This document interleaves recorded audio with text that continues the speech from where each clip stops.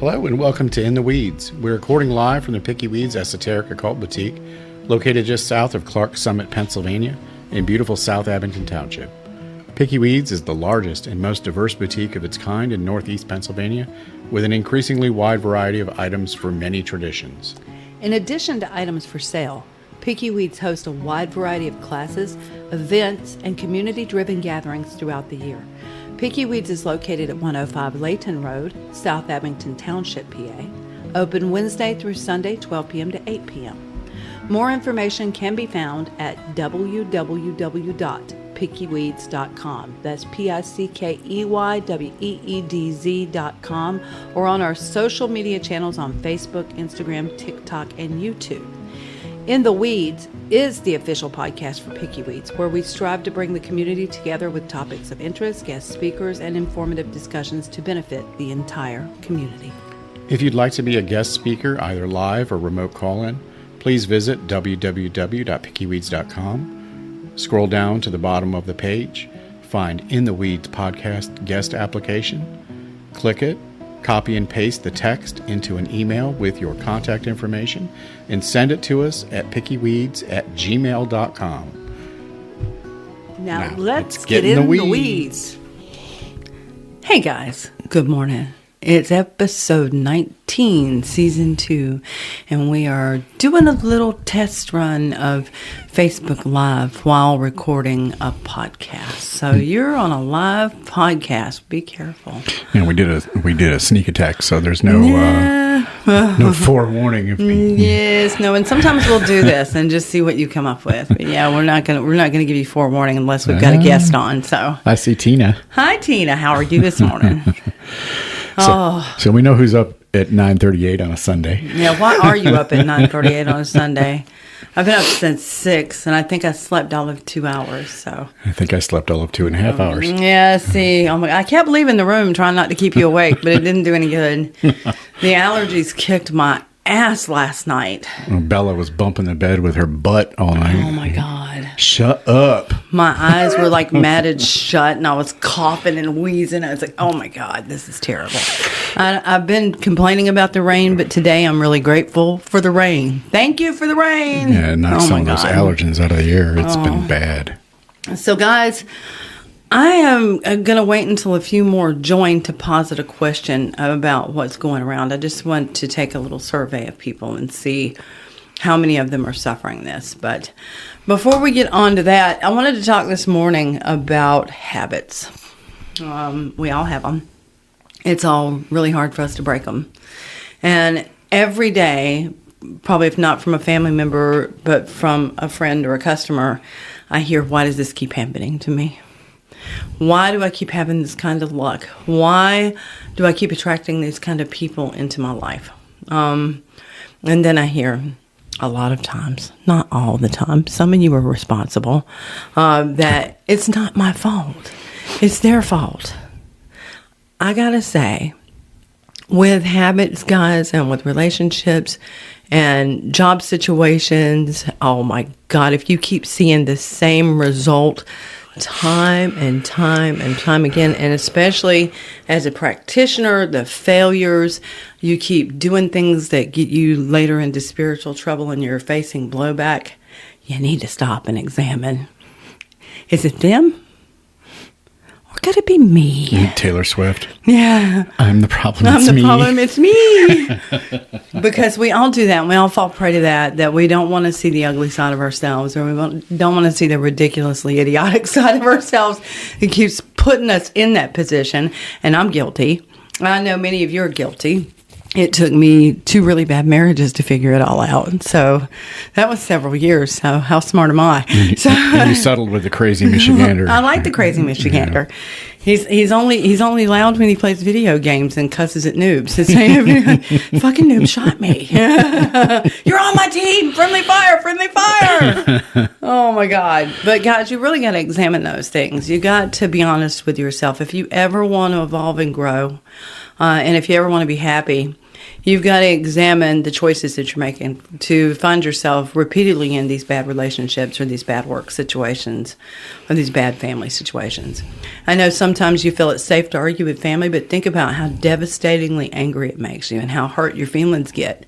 And I want you to stop and ask yourself before you retort back to that wildly over-political asshat of an uncle of yours, if it was worth saying anything, or if you should have just rolled your eyes and nodded, and walked away. Because normally you're not going to reach them with what you're trying to say to them because they're really set in their beliefs. It's just going to end up hurting you, and they're just going to say something really insulting, and you're going to go away with hurt feelings. So, and that's what I want to talk about this morning is, kind of looking at yourself and staring right straight into your own shadow and going, where do I figure in all this problem? It's ugly. It is. It is. I mean, do you believe, like I do, John, that it's you're trying to replace something that was missing? Probably. With a relationship in your past. Yeah. Usually familial, usually parent, sibling, something like that. And so you keep picking these assholes. Daddy figures, mommy figures. Yes. Yeah. Oh my God. Abusive. Neglectful to the point of outright ghosting you when they're in the same room. Yeah. Mm-hmm. Yeah. I see that a lot in a lot of the choices that people make. And then they make choices too, when you're looking at the magical community, they make choices to foist magic or throw a hex at somebody that they wouldn't have had the problem if they hadn't started it. Don't bring none, won't be none. I swear to God, the next motherfucker that walks in here and acts like magic is Harry Potter. I'm going to die. I'm just going to walk out. Yeah, it's my story and I'm going to walk out. Because I can do that. No. Oh my God. It was so funny. Just to see John roll eyes without letting anybody see him roll eyes was the greatest thing ever. And I had to pipe up and say, this is not an episode of Charmed. I mean, it's just ridiculous. I did that to poke the bear known as John. People watch too many fucking movies, man. They do. It's nothing like that. Mm-mm. It's not like your video game. It's not like your fucking TV. Stop. And if you don't have the will to look at me in the eye when I'm asking you a direct question, why do you think you have the will required to direct magic at a person who is not you? Mm-hmm. Especially a person who is not in the room with you. What gives you the idea that it works that way? That you think that these entities are your supplicants, that they're your servants, that they do your bidding. Yeah, I hate that shit. This is a relationship. It's a relationship like any other relationship, and it's cultivated, built on respect, love, and trust. And absolutely, I want to point this out. The one thing I see a failing in the community is the caring for the spirit world, and the reciprocation of the feeding of their spirit too, the feeding of their love and affection, and the give back. So you want to make sure that when you're actually working with these entities, that you are feeding them as they feed you. And people go, what do you mean feeding them? What do I got to feed them? No, you're not sacrificing babies. You're not sacrificing small animals. You're literally giving them what you imbibe yourself or what you ingest yourself. Or you're giving them, trinkets, things that you found, beautiful pieces that mean something. Don't you go on trinkets. I saw it. Trinkets.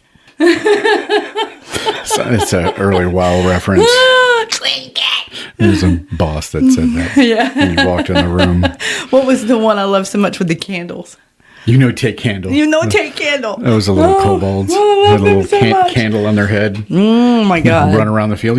Take candle. And you had to take their candles. And it was horrible. I hated killing them. It was awful. So much of our life is a video game reference. Oh my God. Yeah, we have to. It's our escape. It's our escape from the reality that is people are stupid. Except magic. Yeah. Except occult. Except esoteric. Yeah. It needs to be serious. I will tell you, it's mind blowing. And you watched that video we watched this morning about that car that kept repeatedly cutting off an 18-wheeler. Yeah, because that's a good career move. Dumbass. But you see it every day. Yeah. As people aggress for no reason whatsoever, then they're having a bad day. Yep. I want you to stop and remember You don't know what kind of day that person you're about to aggress on had. Or how good of a driver he is. Or how good of a shot he is. You know? Yeah. You know, the road rage shit drives me nuts. I just try to get the hell away from people. Yes, and he not does. engage. He slows down like an old granddaddy. Yeah. And just go have the road, hero. We'll see you in a wreck about 5 miles down. It's fine. Yeah, I know the odds if you're going through South Abington driving like a douchebag. You're going to get an autograph. Yeah. Oh, yeah. You know, because they don't play. No, it's the other towns around here that need to take some lessons from South Abington Township Police. Oh my God. Oh my God, they're amazing. It is one big speed trap. Yeah. But they're serious about it. We went to the post office yesterday, and I forgot what shirt I was wearing. PD was sitting in the post office parking lot. I'm all like, "What was it? Something about this shirt bought to you by weed and witchcraft." I'm like, "Hey, good morning," and he's looking at me like up and down, like, "Morning." And Bella and I are in the car just smiling at him. Oh my God, it's funny. But they've been nothing but great since we've been out here. Yeah, no issues. Very supportive. I know it's not like that everywhere. Yeah. So, but here locally, we got lucky. Yeah, we really did. We really did. And we saw them during the flood. You know, the PD, the fire department, the dive teams. Hell, even PennDOT. Oh my God, it was crazy. Did a fantastic job, and rescuing people with a backhoe. Yeah, that was like an amazing. It was a terrifying thing, but it was an amazing thing to see too. It's like something you don't expect to see except on television. Yeah, it was horrifying and terrifically beautiful all at the same time. It was this horrible beauty of the human spirit. It was bizarre. But you know, like we talked about the lady that was friends with the couple that lost their lives. Yes, and she's like, every time I go through that tunnel, I kind of say a prayer, and I'm like, I get that. I think about them every single time. Yeah. I go through that tunnel in Shady Lane. Yeah, it's horrific. Well, the hellish nature of it is that there's a fire department on one side, there's a police department on the other side. They were trapped right between the two. Yeah. Within sight lines of them. And not a one of those guys could do anything to help them at all because the flooding was so bad. It was awful. And you know, if you're in that line of duty, that's your life. That's what you live for, is to save people. Yep. And to have to be feeling so helpless as you watch somebody get washed away and drown. Yeah. You know how bad that had to hurt. When that's your sworn duty, and it's honestly what you love to do. Well, I mean, we were in emergency services for years, Yeah. Security and whatnot. So, we're used to the law enforcement, running toward danger instead of away from it. And, it's just a huge amount of respect to, especially our fire department. Oh, yeah, my God. Anybody that willingly runs into a burning building. An elemental. And I'm sure they could tell stories of that thing breathing. And, oh, yeah. I think I talked about it before with CNN one. Hey, Ashley, how you doing? Hello. We working with a PD. We kicked in the door, and it was just like flames over the whole ceiling, and it was like this thing was breathing and alive. And I'm like, "Yep, I'm out. I'll go direct traffic." What's terrifying is that hush right before when it breathes in, and then it blows out. Mm-hmm. And that's the terrifying moment. And it's like, and people are so frozen in fear. Yeah. 9 times out of 10, that's what kills them, is they're frozen in fear. So that's another thing in the community that we need to work on, that fight or flight response. We need to make it more. Excuse me, guys, I have terrible allergies. We need to make it more of a fight response than a flight response. Yeah. We need to start thinking about how we react to things and how badly we react to things emotionally sometimes. And take that 1, 2, 3, 4 in breath, hold for 4, out for 4 before we act. Mm-hmm. And then in emergency situations, the freezing, I see that a lot, and I've seen that in ritual. I've seen freezing in ritual. Oh shit! It's happened to me when they saw something that was incomprehensible. Yeah, well, it's like you work this right for so long, and it becomes more of a thing you do. Yeah, and then all of a sudden. Oh shit! There's something there. This fucking shit's real, man. It's fucking real. And then you look around for your buddy system, who are supposed to be documenting the thing, and everybody's mouth is on the floor, and it's like, oh my God. Yeah. Can somebody do something, please? You remember the white woman walking Wittershins around the circle? Yes. And we're like, did you see that? holy fuck, I saw that. Holy shit. Yeah, everybody was like, I saw that shit. Did we eat anything funny? Is there anything in the food? What was in the food? What was in the drink? You know.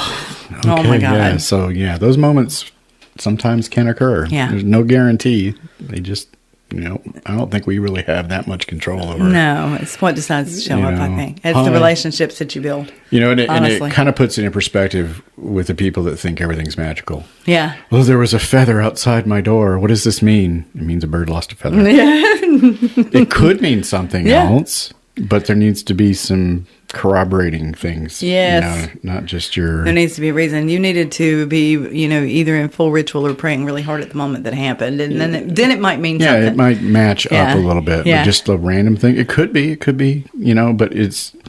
You got to think with your heart a little bit more and your head. Absolutely. Is this just a bird that lost its feather? Always go for the mundane version first, unless I just can't explain it. Like the creaking and the cracking and the squealing and squalling of the pipes. Is it a ghost? Is a woman wailing in the basement? Yeah. First, let's look and see if it's the pipes and if the house is settling, or if it's a heating unit going stupid, or an air conditioning unit going stupid, or a dishwasher or a refrigerator on the fritz. Let's look at all that first. But it's those instances where it does happen, and it's irrefutable that it could be anything else. Yes. And more than one person heard it. Yes. Especially somebody who's skeptical. Yes, that's perfect. We want a skeptic. Like, what the fuck was and it's those instances that kind of you put in your evidence corner. Like, okay, it needs to meet this criteria for me to think. Because now I've actually witnessed a spiritual event, and all the people that come in, my house is haunted. No shit, you're in Pennsylvania. Yes. Everybody's house is haunted in Pennsylvania. It's one of the oldest pieces of land in the world. So. I think you could build a new house. It's still on ancient ground. Yeah, it's going to happen. Bound to happen. But that doesn't mean that every sound and everything and every dust globe is a spirit. Yeah. Yes, there are spirit globes. Yeah. Is that dust? Or, you try to rule out the physical evidence first. And honestly, you don't even have to go to that effort, because when you have that kind of experience, you're just going to know. Yeah. It's not going to be, I want it to be, because I want it to back up my fantasy, or I want to live in my delusion. And shit, that shit was real. And I can't think of anything, what else it would be. And I think what hurts me is how they want to immediately get rid of it.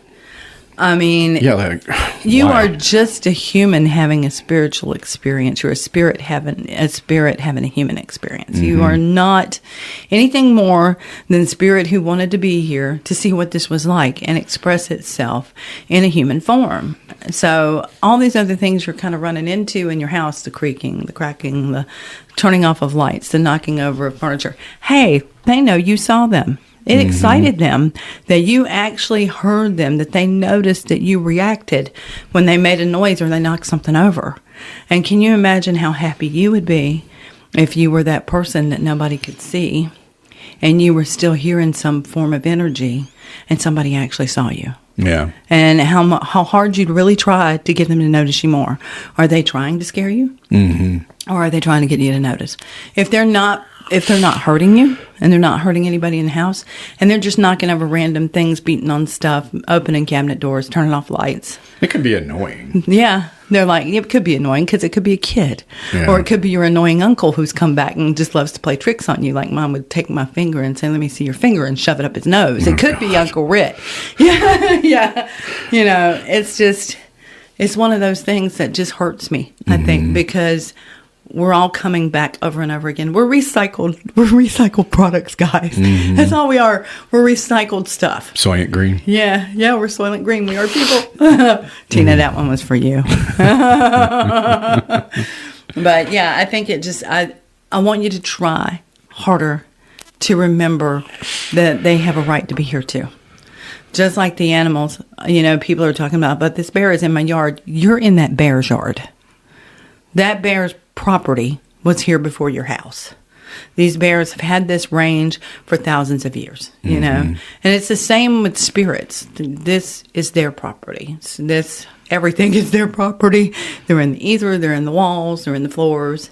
They're just energy. And so you're saying that we need to learn to live with things? Yes, we need to learn to live with things instead of try to destroy it. Yeah, every time it annoys us or scares us. The whole dominionism shit. Yeah, it kills me. It's stupid. Like if you tell me my dog is just going to die and not go anywhere when it dies, I'm going to punch you in the face.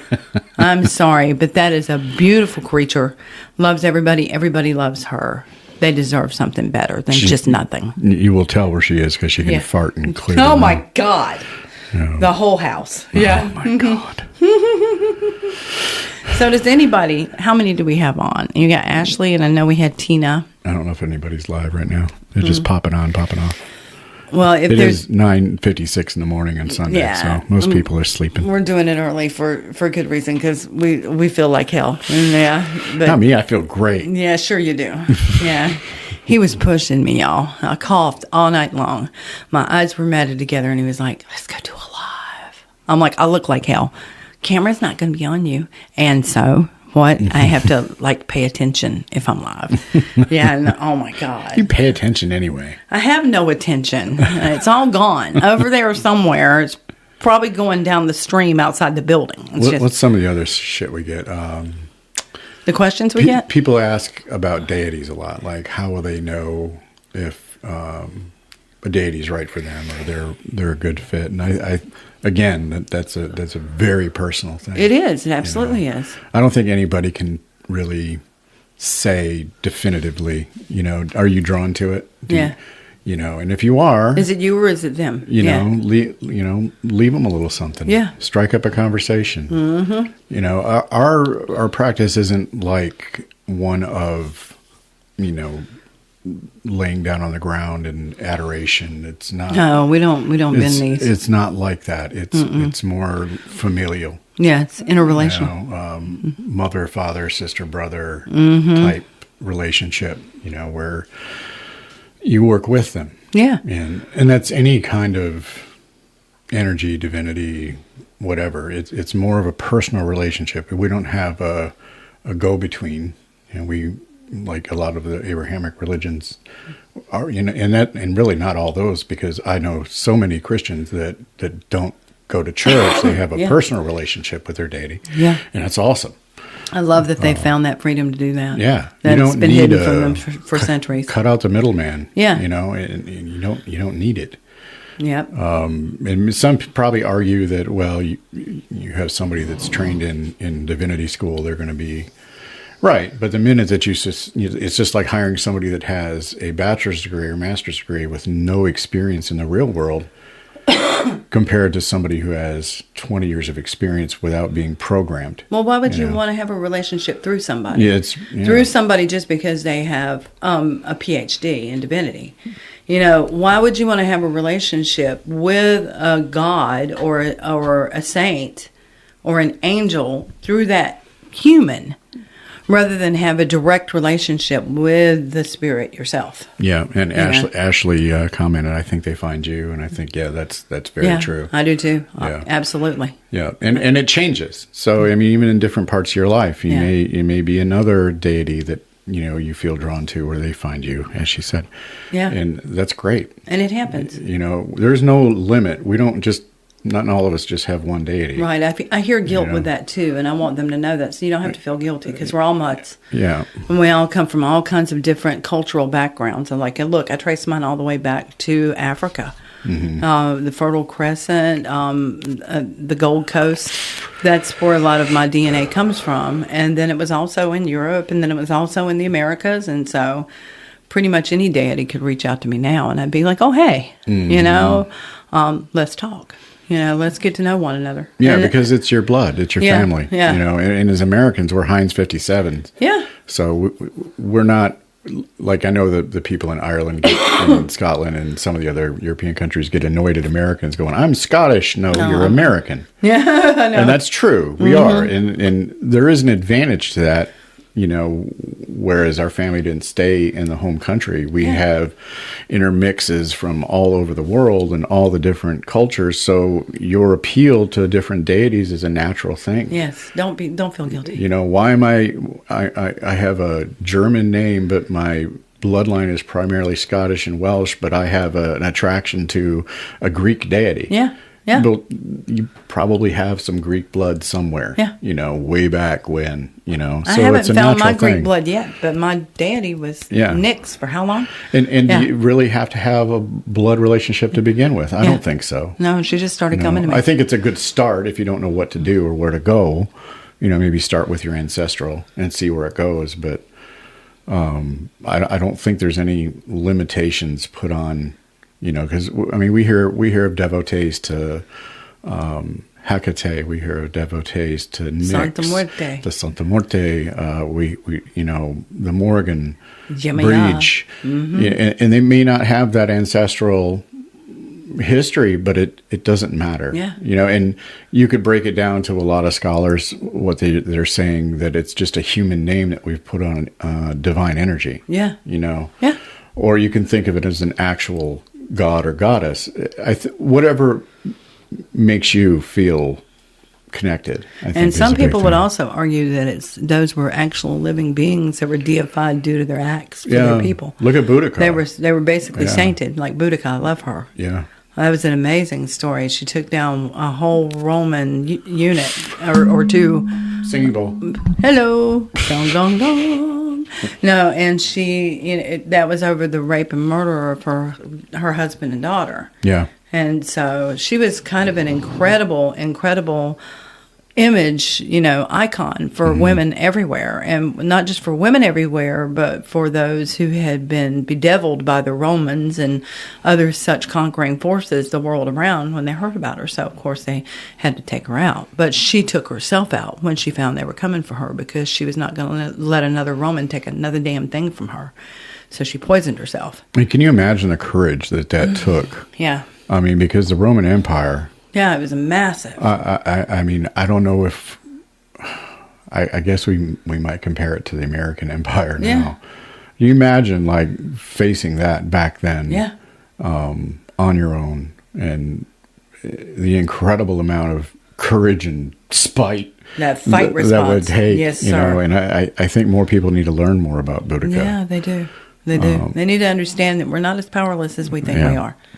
If we stand together, oh God, we're a force to be reckoned with. Well, there's so many lessons in mythology. Yeah. A lot of that is life lessons handed down in story. Oh, you yeah. know, and you read the stories and it turns something on in your brain. Like, you really can stand against tyranny. Oh, yeah. You might die in the process, but you may start a wave of revolution. Absolutely. You may start a movement towards the greater good. Yeah. And, we get a lot of that in mythologies. Does it always work out like it does in No. mythology? And sometimes mythologies don't work No. out. That's why they're called tragedies. Yeah. So many of them had tragic ends. This is... But it gave part of it. impetus to a movement. Yeah. It gave impetus to a movement towards growth and progression of a whole culture of people to go out and do better for themselves. Yeah. So those are what the myths are good for, is they remind us that we are doing this for ourselves, and that we do have to be somewhat heroic, and we do have to step into the fire sometimes, like you were talking about the firefighters. Sometimes you have to step into the fire to fight yeah. it, and in order to conquer it, and not have it conquer you or lay waste to you and your entire country, your entire family. It's shockingly beautiful and tragic all at the same time. And isn't that pretty much the theme in nature? Everything that's beautiful is deadly. And I think that people will find, because so many people have questions about the deities, and they'll read books, and those books may or may not be accurate. Yeah. But if you read the mythologies, you're going to read the stories of many of the deities that are there, and they're really good reads. And they're thousands of years old in some cases. Yes. But read about the Morgan. Yeah. Read the Twain Bokunya. It's one of my Read favorite that. stories. Because it's going to bring you closer to that deity, knowing her stories and knowing her tales. Yeah. And it's just going to develop that relationship. Yeah. Whereas if you heard her name and you heard a couple things about her, heard she's a war goddess, blah, blah, blah. Okay, well, the story's a lot deeper than that. Yes, and oh my God. There's so much more in the mythologies. Hell, half of them you can read for free online. Oh, yeah. Oh, yeah, easily. It may not be the best translation, but it's something, And I think that's one of the things that brought me closer to the gods, was actually reading reading their stories, reading their Absolutely. tales. And you know, they're full of, like, especially with the Irish pantheon, they're full of Gaelic. Yeah. And so, hey, you're don't try to pronounce Gaelic like English. It doesn't work that way. No, not at all. But It's like it looks like Talesian, but it's Taliesin. But there are pronunciation Yeah. guides sometimes in Yeah. the books. They may or may not be correct, but you can always go to the country. You know, go to Ireland and look up an actual official Gaelic pronunciation Oh, guide. yes. And when you hear that old name run off your tongue, you know, it lends Yeah. something to it. You know, you kind of feel that connection. You know, yeah. Are we grasping at straws to feel? Yeah, maybe. But Yeah, maybe. any particular book about the Morgan? Yeah, anything by Morgan Daimler. Anything but Morgan Daimler. The tales he was just mentioning. There was a great translation at one time, but I don't think it's around anymore, of the Toimbo Cunha. It looks like the book looks like it says the Tain, T-A-I-N, but Yeah. it's the Toimbo Cunha, which is translated to the cattle rate of Cooley. There's a lot about her in there. There's a lot about her in the Ancient Irish Tales. Cross and Slover was great. I don't know if that's still out in publication anymore. Kinsella. But Thomas Kinsella was the one that wrote the Toimbo Cunha. Yeah. Or Well, the translated it. It's an ancient tale. It's excellent, excellent. But Morgan Daimler has done some really, really great books on her, Yeah. and they're on a header. Who's that publisher?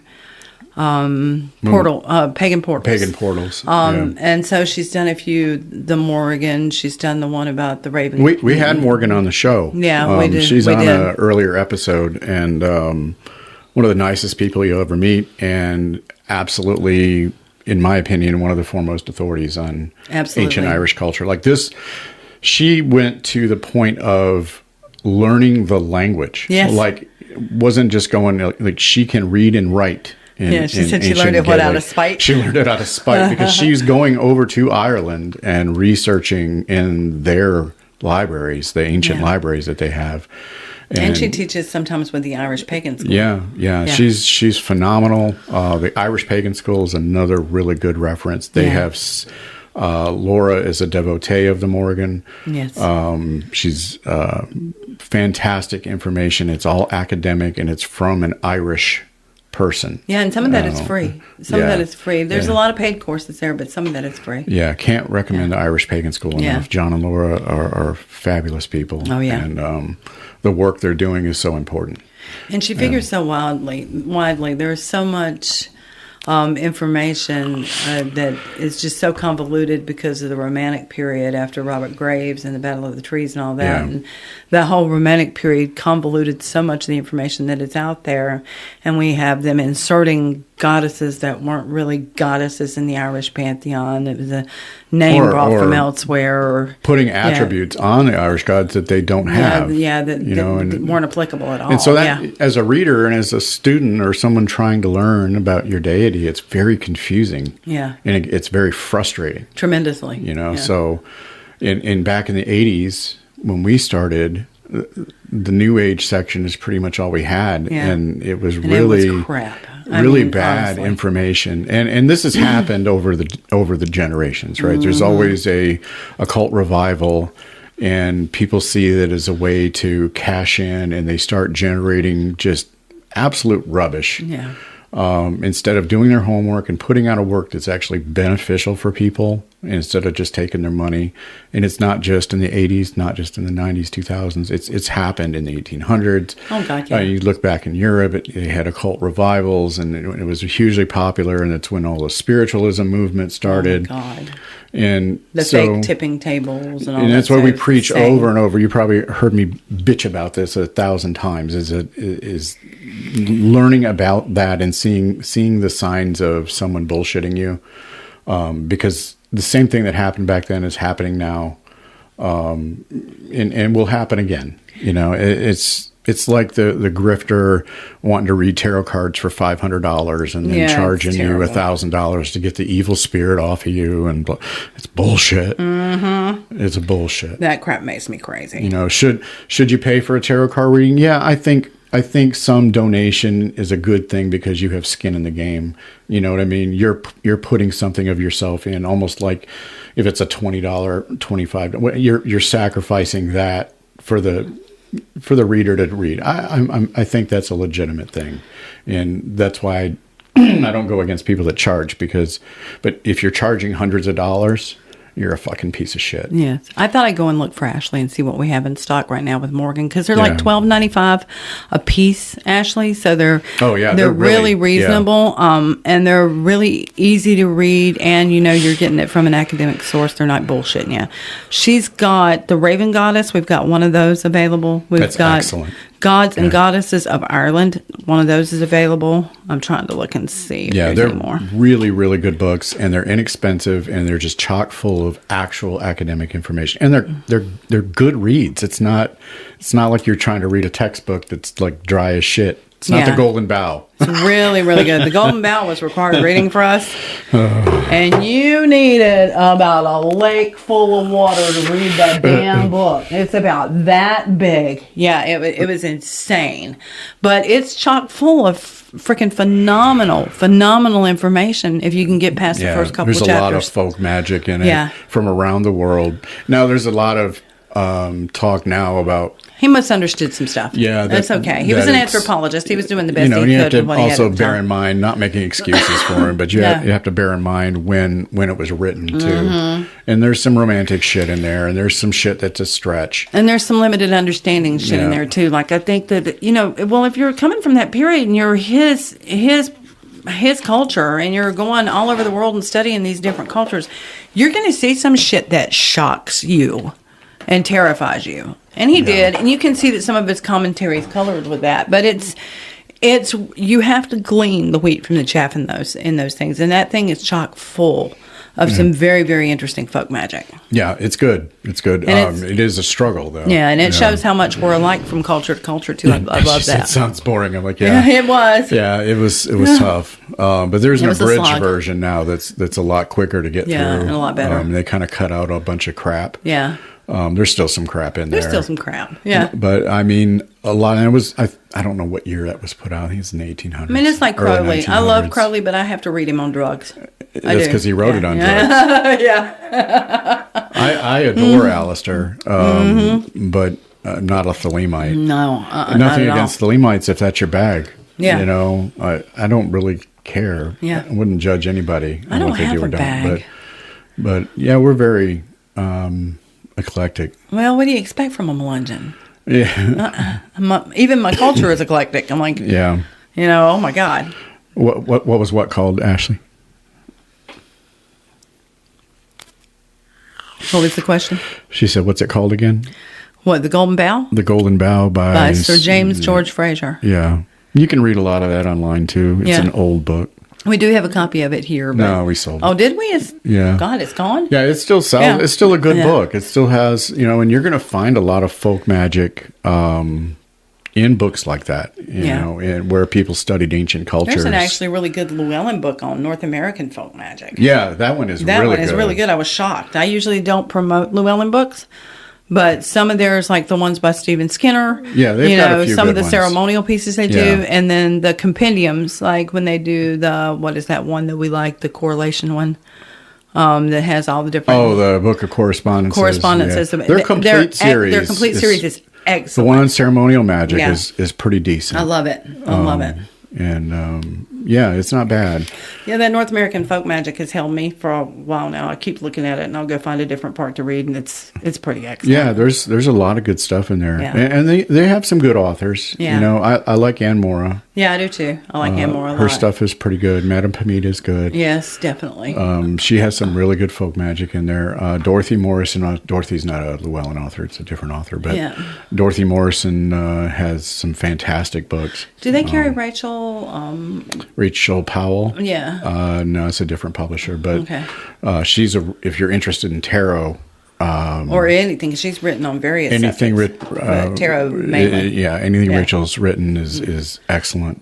She's amazing. And they're kind of regarded as classics. Yes. So if you're going to really get into tarot, and you're thinking about maybe down the road offering services or whatever, or just reading for friends and family, her books are amazing. and you really want to in depth, it's a good place to start. Yeah. And She makes it relatable is why. All the others will tell you what it means and what it does and da-da-da-da-da and how to throw a spread and blah, blah, blah, blah. She actually makes it freaking relatable so that you understand your place in tarot and how it involves you and how it's a family and how it's, it's a life. You're looking at a life when you're throwing the spread. And she makes it really relatable. And I don't know how many people realize just how deep you can go with tarot. There's astrological, there's Kabbalistic. Oh, yeah. There's alchemical in it. It's a very deep system. Cosmological, yes. It's crazy. I mean, each card has numerology, numerology. Yeah. Has such a depth of meaning. Yeah. And so many people just get a deck, and there's nothing wrong with it, getting a deck because it appeals to you. I think that's the best choice, if it appeals to you. But especially if it's your first deck, you really want something that's going to be, I don't know, there in the long run. Yeah. You know what I mean? You want something that really appeals to you. Like, I didn't like the Rider-Waite. I didn't either. But I do like a deck that's based off the Rider-Waite. Yeah. Which was Morgan Greer.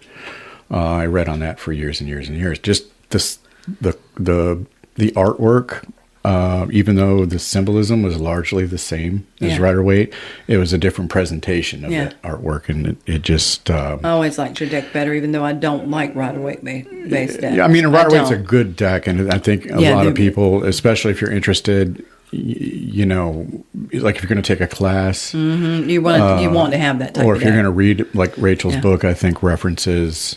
I don't know if it references Rider-Waite. A Rider-Waite derivative Smith, anyway, right? Something that came from it. Yeah.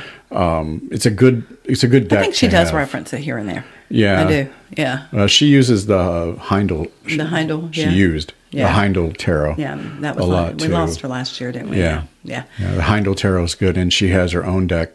We just sold a copy of. Oh, it's a great deck. I love it. It's enormous. Yeah. Beautiful. But, there's so many niche decks out there, and they're for collectors and people that like the oddball stuff and maybe the different artists, classical artists, and that's cool. There's nothing wrong with it. It has to speak to me. I'm sorry, but that Victorian artwork does not speak to me. I mean, I don't care if you use a cat tarot. Yeah. If you're understanding the symbolism and it speaks to you, then it's good enough. But if you're learning, I agree with you that if you're brand new and you really don't know what appeals to you and you haven't made a choice yet, it's probably best to start with the Rider-Waite Smith deck. Yeah, it's a good starting point, or something that's a close, spin-off of it. Yeah. Morgan Greer is a really good deck. Yeah, it's nice. The colors are really bright. It's the artwork is really. It's if you're an intuitive reader, Okay, so we've talked about this before. So you have a classical reader who uses the classical definitions and meanings of the cards. They may read them the way that most books tell you to read them, and there's nothing wrong with that. It works. It's been tried and proven, and it's great. And then you have people that read intuitively, and sometimes the people that read the classical way throw off on the people that read intuitively, and it's not. Yeah. Look, it's you doing the divination. It's just a tool. Yeah. However you use that tool to get the results is good. It's a butter knife and a fucking fork. Now, if you want to get deeper into it, then I think you should, at least, if you don't incorporate, you should at least learn the classical way of interpreting the cards. Oh, yeah. And have that in your toolbox. Doesn't mean you have to use it. I use it to get out of my way. Yeah. To get out of my own head. Yeah. Yeah.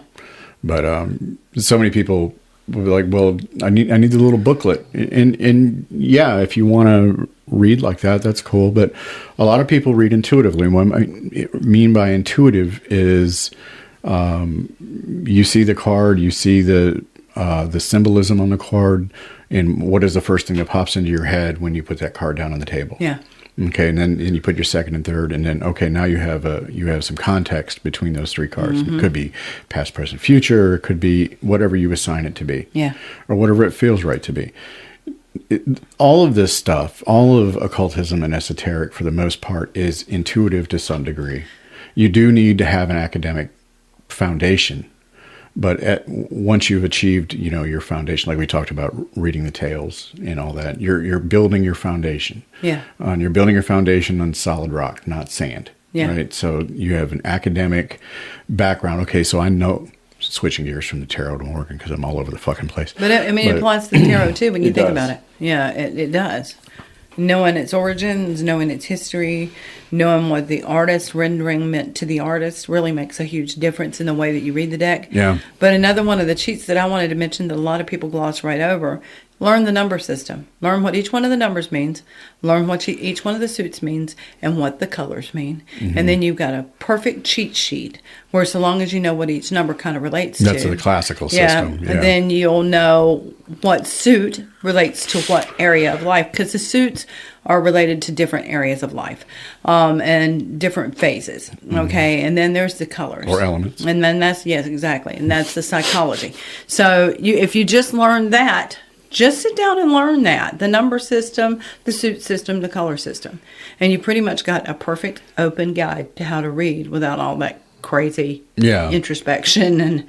But then I think it's better, like John said, if you form a relationship with it and you have an academic background in it, you form that relationship with it, and then intuiting by the cards becomes much easier. Because then they become something that when you throw it, instead of your assertion about what the person is going through, you're looking at the card going, what does that symbolism mean? Mm-hmm.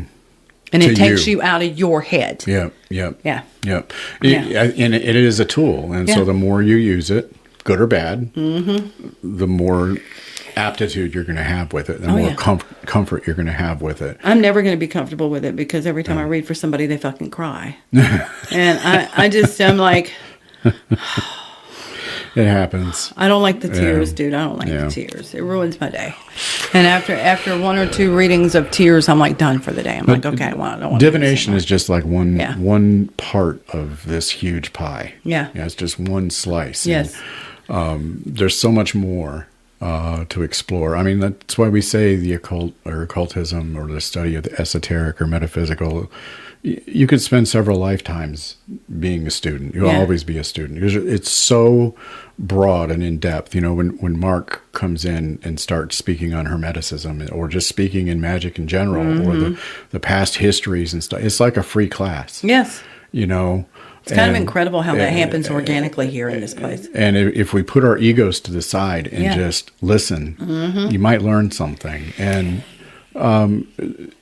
so some of the ceremonial practitioners can be off-putting. Yes, they can. They can be what some people would classify as stuck up or stodgy, but they've learned to be really, really serious about every little thing. Well, yeah, when you look at ceremonial magic and because you have to be. Degree of detail, it becomes almost an exacting science. And so, they get a little perturbed at the feel crowd. Yeah. I feel it. Okay, well. Because they're going to look at you and go, what exactly is it that you feel? Yeah. And they're going to put you on the spot. So I hope you're ready with an answer, because I like to see it when somebody is and they put it right back on you. Yeah. I love it when that's done to me and I get taken aback and I kind of suck my breath in and go, wow, wait, I stepped in that one. Yeah. You know, and I kind of really like that because that's the scientist in me. I really love that. We have such a wide range of people that walk through the door, you know, and it's a learning experience for us too. We're not experts in everything. We might know a little bit about that, but that's not what we practice. So, like, I still feel like an imposter on the daily sometimes. I think imposter syndrome is common. I think that's healthy though, because you don't know everybody's path and you don't know everybody's culture, and you're learning something new every day, and you realize how much you don't know when that person from Africa walks through the door, I was just going to mention that. Haitian that walks through the door, or that you know, whatever they're practicing, Greek, you know, and they're really, really into it because it's a familial tradition and they've been raised in it, and you've only glossed over it in your studies, and you're just like, oh God. Yeah, I so don't know anything. I love those Please moments, keep talking. I do too. Yeah, because you just them having a conversation, you learn so much. Yeah. And it's a fascinating thing for us. I love that. You know, and I love those moments. And from that, I would like to say there was a rule in magic: humility is power. And it definitely is. Oh, yeah. Because humility gives you an honest opening to learn. Yeah. And learn something new, expand your horizons, enlighten yourself a little, and elevate. And I think that's a huge, huge gift that a lot of people, they let the ego get in the way. They let that super ego step up and go, oh, no, I know it all. And I do it this way. And the way you do it is wrong. And you shouldn't do it that way. And that's not your culture. And blah, blah, blah, blah. And they don't learn shit. They stop right there. Yeah. You have to be open to new information. Yeah. And like you were saying, there are ladies that come in.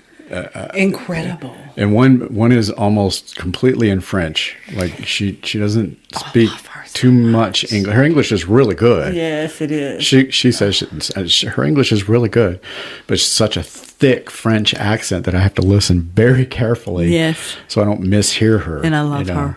But the amount of knowledge coming out of this person just from being raised in that tradition, and it's very interesting. Yes. It's very much like Mark coming in, speaking about ceremonial, or Chris Bellardi speaking about Pennsylvania Dutch, or Hunter Yoder speaking about Pennsylvania Dutch. Yeah. Very interesting. Yeah. And I don't know anywhere near enough about it. No. But I learn something new every time they talk. I think that's what makes this job doable. Yeah. It makes you want to do the job, because today you might meet somebody that knows something that you don't. Yeah, you never know. Yeah. And then on the opposite side of the spectrum, you have the people that coming in that are just curious, or they're brand new, or maybe they've been doing it for a while, but they've been doing the 101 forever. 101 level stuff, because that's all they can find, and they just, what's next? Yeah. And they're under the misconception that it ends at basic ritual or basic astrology, and you want to open that curtain for them and show them, look, this is a lifelong pursuit. There is so much out there to learn. You just kind of wander around in the dark and bump into shit and go, oh, that's interesting. What's down this hallway? And I want to say, on the astrology front, Heather and I are looking for an astrocartographer. Yes. If you're out there, please contact us, because we are dying to find a real one that actually practices that. So there you go. The gets out there. That's what we're looking for. Yeah. That's a very interesting thing. It is. Yeah, we want to find out where the best place is to be for the person that we are and for the life path that we chose. So you want to say what astrocartography is? So astrocartography is basically taking a look at it's an astrology that is based on geography. So it kind of takes you and your astrology, your birth date, your all of your planets, your signs, everything, and it maps out what would be the best place in the world for you to live if you want to find the best job, or the best place for love or friendship, those kind of things. And astrocartography can narrow that down. That's amazing. To the place that's going to be the most, how shall I put this, prosperous for you. Yeah. And so it's a science that I'd really like to get into more. But it's so freaking hard to understand. Yeah. Yeah. So I bet Lindsay would be good at that. She might. Yeah. Lindsay's one of the best astrologers in this area, in my opinion. And she's so self-deprecating. And oh my God, she's amazing. So humble, but so talented. And she can take a complex subject and explain it so simply. And that's when you know someone really knows their shit, when they can take rocket science and explain it to you like it's making a smoothie. You're doing an omelet. It's like Richard Feynman said, when you can explain it to a 5-year-old, if you can't explain it to a 5-year-old, you don't understand it. Yeah. And I've heard her classes, and her way of breaking things down and explaining things is really, really good. And it makes people more interested. Like, oh, I grasp that concept. What's the next concept? And that's really cool. And it's rare. I love that. I love seeing the aha moments on people too that go, I really do get it. Because so many people think this is just dressing in black and being boogity. Alternative. And there's so much more to it. And it's so fascinating, and such a long, winding road of new discoveries. And they're really selling themselves short by just doing the surface stuff. And the surface stuff is fun at first. I mean, I think we were all there at some point. Oh yeah. But it's having an actual interest in learning more. And so if one doesn't interest you, say, I don't really care about astrology. I want to learn bibliomancy, or I want to learn more about Hermeticism, or I want to learn more about Pennsylvania Dutch, or I want to learn more about folk magic. And there's so many different subjects. It's just, I think the biggest skill you can have is learn how to be discerning about the source material. Yeah. And, even Mark will walk in the room and go, that's good. That's good. That's crap. That's shit. That's shit. That deserves to be in the circular file. He tickles me. This is good. This is good. This is not. And this is coming from experience, Yes. right? So he's not just a blanket statement. Like, And Jesus, he's read I've the lost book. count of how many he's written. Yeah, well, he's read the book. Yeah. So he knows it's Yeah. bullshit. Yeah. And should you take that and not read the book? No, I think you should still read the book. He says is shit. Oh, So yeah. you can know yourself. Don't take anybody's word for it. Don't take our word for it.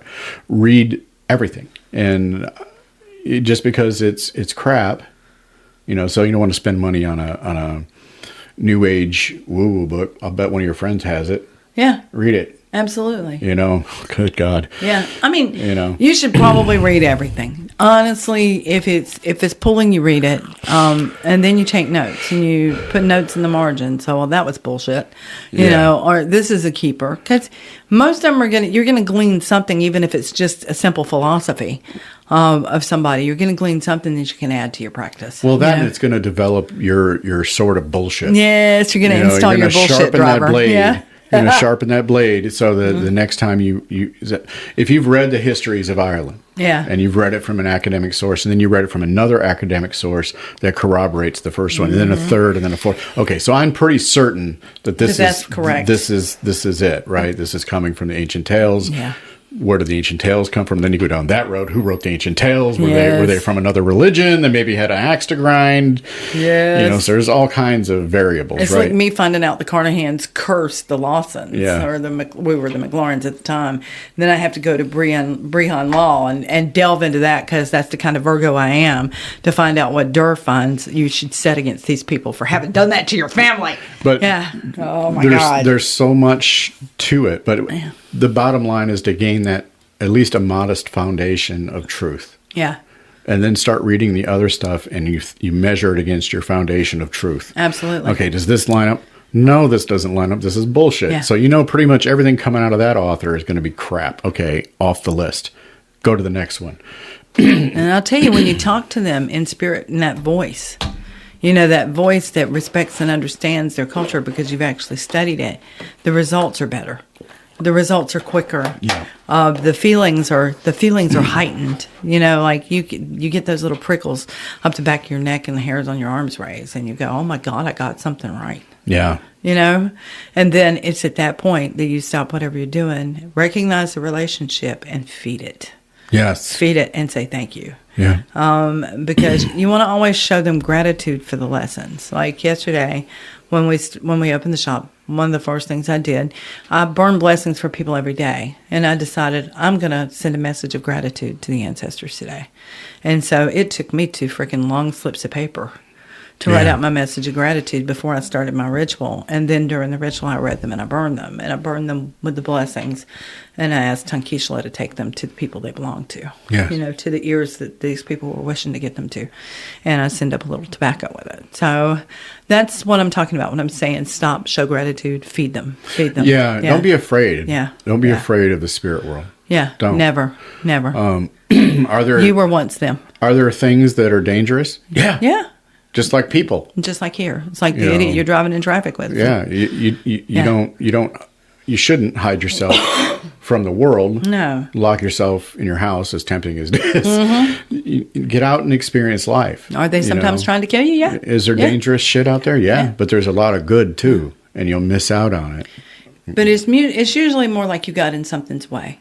Yeah. So you become more spiritually aware too of that, just like you are aware in traffic, and you slow down for those crazies that are, because you just got in their way. It's not that they're really trying to kill us.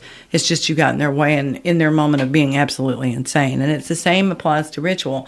The more you do it and the more you form these relationships, the more you see the signs that you've gotten in something's way. And that you want to rectify that situation by stopping, reassessing the relationship, what you're doing, take a step back, slow down, show gratitude for what you do have, show gratitude to the ones who are supporting you, and then write that all down, what you experienced in that ritual, so that you don't repeat that again. You don't, and then write down what did work, and so you can repeat that again. That's a true book of shadows. Yeah, it is. It absolutely it's is. not just a book of spells. Yeah, it's a magical diary, and I think it's a very good idea, especially if you're starting out. Yeah, to do that. It absolutely is. It doesn't have to be spell work. It can be just your thoughts. And document your dreams, because that's how she came to me. Yeah, absolutely. Yeah.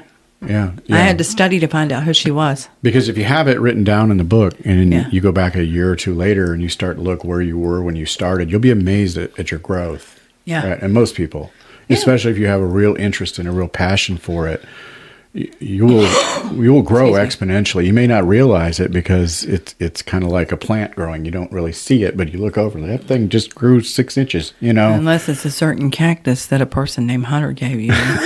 I need to call you, dude. That son of a gun's growing like a weed. I have some I think they call it etiolation. I need to call you. Yeah. I'm just going to call you. Because I have never seen anything grow so fast. But I think they grew a little too fast. I've been feeding them banana water. But yeah, it's like that. You're going to grow just as fast. Yeah. If you stop with the fear and you start with the study and the practice. Yeah. And they go hand in hand. And then remember that you're building a relationship. And it's like building a relationship with a lover. Because they're always in your house. And they're always right there beside you. Or like building a relationship with a mother or a father.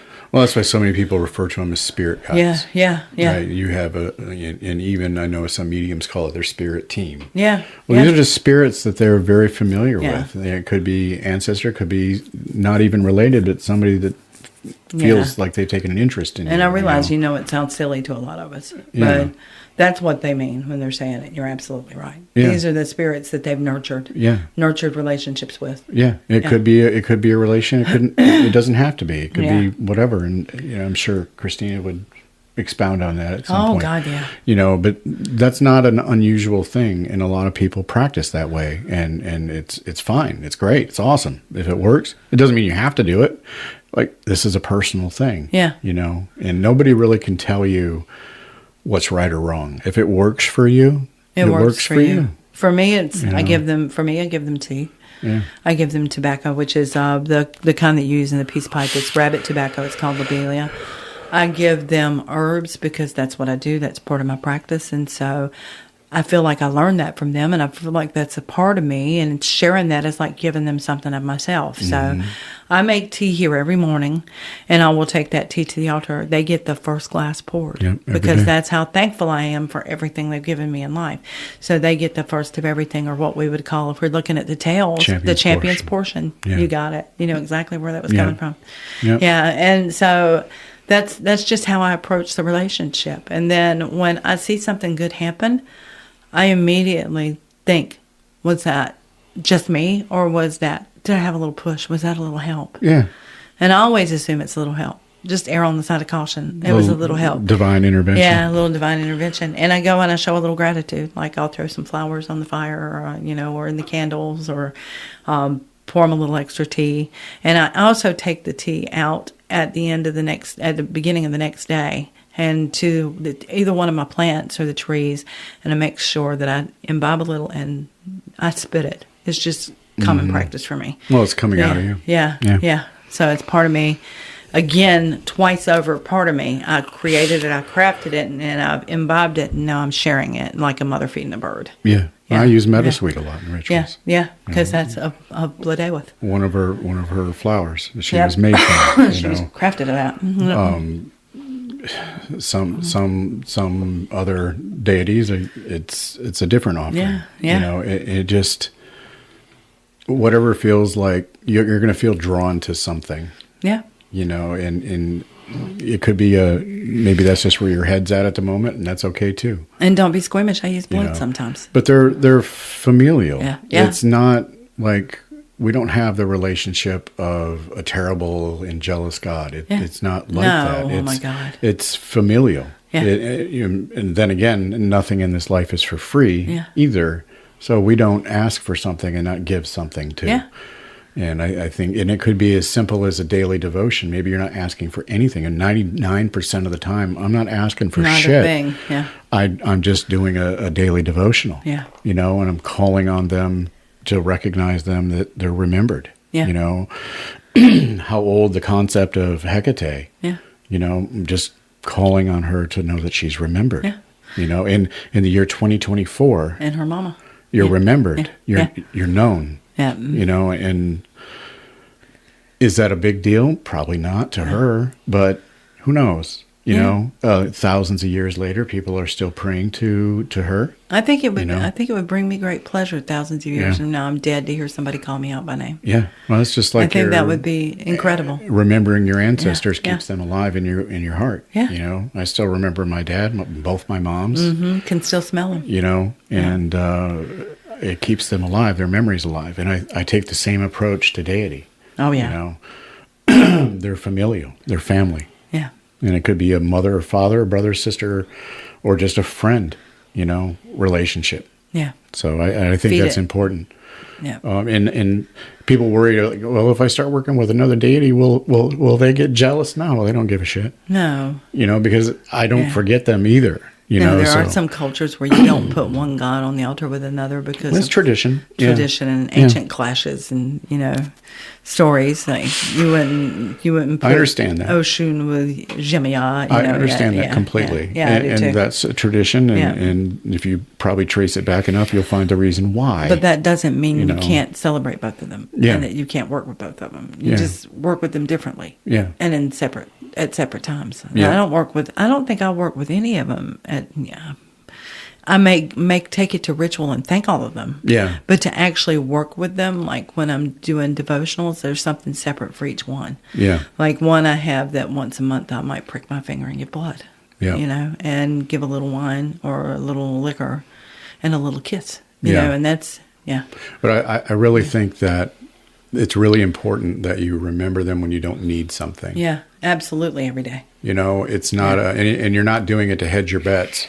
No. You know, the human inclination of, well, I've been devoted to you doing daily devotionals for 5 years, and I really need to just get this job. You owe it to me. That's not how it works. No, they don't owe you shit. You know, and you have life because of them. Try to remember that. Our gods expect us to do the work. Yeah. You know, and you might get a little nudge here and there, or you may have circumstances that unfold in your favor. Yeah. And is it just fate or is it divine?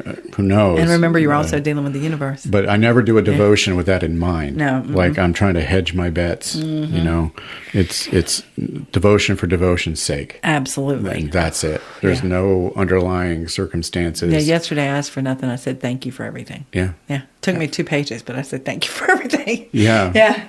And it's just to stop and realize that you're still living and breathing in the world. Yeah. And especially when you get in your mid to late 50s, you look back at all the crazy shit you did and you're still alive. You're like, phew, okay. Wow. I lived through that. Something loves me. Wants me here for some reason. You know, it was like the corrections interview I had in North Carolina. Well, we're going to put you in these situations. And just answer it how you think you would react if you were in that situation. And I'm like, I can tell you what I did. I've already been there. They're like, what? I'm like, oh no, that happened. What? You were in a riot? Mm-hmm. Yeah. He was. Yeah, it was. Terrifying. And here's what I did, and see what you think. You can critique it with all your experience of never having been in that situation. Yeah. You know, but every question they ask me, I'm like, yeah. I can tell you what I did. So you worked at a prison they called lovingly the Gladiators School. You know, but it was nothing special. It was normal every day. Nobody thought, "Ooh, wow!" Yeah. No, fuck off. Nobody cares. Mm-hmm. It's only impressive if you've never lived through it. Exactly. You know, but when you're in your 50s and you look back at those 20s, God, why did I go into that field? Yes.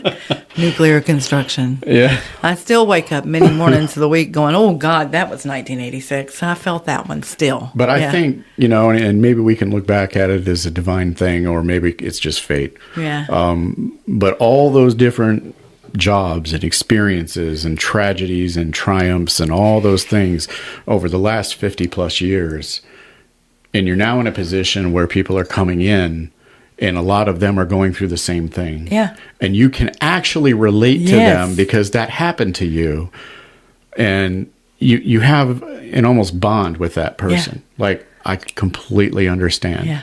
You know, the person that is struggling with sobriety. Been there. Hi. Been there. Hi. So I have an appreciation for the challenges that you're walking through. It's not just a surface observation from someone that doesn't understand what it really feels like to defeat that demon. Yeah. You know, so or somebody who's a firefighter, or somebody who's works in the correction service, or law enforcement, or somebody who works in nuclear, or somebody who's works in retail, or a delivery person, which I did for years and you know, years. I did or retail a house cleaner first. Yeah, you know, yeah, and so it has given me an opportunity to relate to people that walk through, and not just assume my circumstances and theirs are the same. Not that, but to understand where they're coming from and have an appreciation of the struggles that they're really dealing with. Even corporate, and especially corporate. Or shitty spouses. Yeah, shitty spouse. Oh, yeah. Shitty spouses. Sorry, I didn't know I was a shitty spouse. Not you, shitty. No, exes. Yes, right? our exes. And the bullshit that they do, and the trauma that they inflict, and people that are separated from their children because of their spouse and some bullshit. I can relate to that. It's heinous. And so many people going through so many struggles. And that's not to say that there's people coming through that are experiencing things we never have. But it gives you some levity, I guess, or I don't know what the proper word is, but to understand where they're coming from without being judgmental or having assumptions that you know. Yeah. You know, it makes you a better person and better able to listen. Better equipped, You know, yeah. Maybe you can't really give good advice on it, but you can at least be understanding and be there for them. You know, I think that's what most people want anyway. Somebody to hear them. Yeah, just somebody to listen. They don't want you to critique them or judge them or give them solutions. They just fucking need somebody to listen today because they're at the end of their rope. And if one person hears them and shows the least bit of empathy, you can save a life. No shit. Yeah. No shit, you can save a life. Yeah, we've had a few in here that were teetering. Yeah. And just needed somebody to hear them. Yeah, just help somebody today. Yeah. Just listen. Yeah. Just let them lean on you. Take their hand, hug them, whatever you got to do. Or just sit there in the room in that uncomfortable silence and be with them. Yeah. Be with them and just breathe with them. Yeah. As I think every day there's somebody out there that needs that. And they go so unnoticed by so many people. Especially nowadays where everything is so tough and everything is so expensive and everything is just out to get you, it seems. And it's like, even when you get a little bit ahead, say you got $50 extra this week. Yes. And then the shit will break and it's gone. And now you need 75 more because it broke. broke. And that's life. Yeah. You know, it's hell. But sometimes you just want to bitch about it. That's why I don't plan vacations anymore, because every time we planned one, some major appliance broke down. Yeah. You know, so I'm giving up on ever planning. Yeah, if we ever do something, it's spontaneous. Yeah. That's it. It has to be. And it's always better anyway. Yeah. We always just fly off down the road somewhere and end up somewhere kind of neat and different. And the best one was going to Hell, Michigan. Yes, I love that. One day we just decided, let's go to Hell. Yeah. Let's go take a picture. And Tay was driving. And if you've ever been to Hell, Michigan, it's in the middle of fucking nowhere. You definitely. So you literally go through purgatory to get there. Yes. Yeah. So she got pulled over by a sheriff's deputy. Yeah. And he's like, "Where y'all headed so fast?" She said, "I'm trying to go to hell, but I can't seem to find it." And he knee slapped and laughed. And he's like, "All right, well, so you go up to this road, and you need to turn around and come back here and hang a left, follow that road about 13 miles. It'll take you straight to hell." Straight to hell. And she goes, "All right, straight to hell, thank you." And then this woman proceeds to do a U-turn in the middle of a 4-way intersection in front of the popo. I'm just face palming like, oh my God. I just waved at him. He just said, "Get the fuck out of here." He's just eye rolling. It was great. Who let the Tar Heel up in Michigan? But we went to Hale, Michigan, and it's a neat place. It's a cute little. It's literally a blinky light restaurant bar type thing full of tchotchkes and stuff, and a gates of hell you can take your picture at. Yep. It's Michigan funny. They have hell and paradise in Michigan. Yeah. Oh. And intercourse. Yeah, and intercourse. There's an intercourse here, isn't there? Yeah, I think so. Yeah, intercourse, Pennsylvania. Yeah. Mm-hmm. That's probably where Michigan got the joke from. And we have Climax in North Carolina. Climax Julian. Yes, Climax. And the sign says Climax Julian. And every time you ride by it, you're going, poor Julian, he still has a Climax check. Oh, my God. What was it? Fuckway vagina? Fuckway vagina. Fuquay vagina. Fuquay varina. Fuquay varina. Yeah. They call it fuckway vagina. That's so funny. Oh, my God. But anyway, this has been fun. Thank you guys for watching Yeah, and joining us and asking some questions. Thanks, Ashley. We may, if this takes off, we may start doing live feeds like this, just so you guys can participate in the conversation. Yeah, I think it's fun. That was a lot of fun. We appreciate the interaction. Yeah. Awesome. You Made us think. Keep us on our toes. You guys have a great weekend. Take care, guys. Love you. So we hope you enjoyed this episode of In the Weeds, and we hope you didn't have to pick too much pucker brush off your cloak after visiting with us here. If you liked the episode, please follow, subscribe, and share. And if you're really kind, leave a positive review. Be sure to tune in next week as we publish a new episode weekly. If you're in the area, stop by the store and see us. Thanks so much for listening, and have a great day.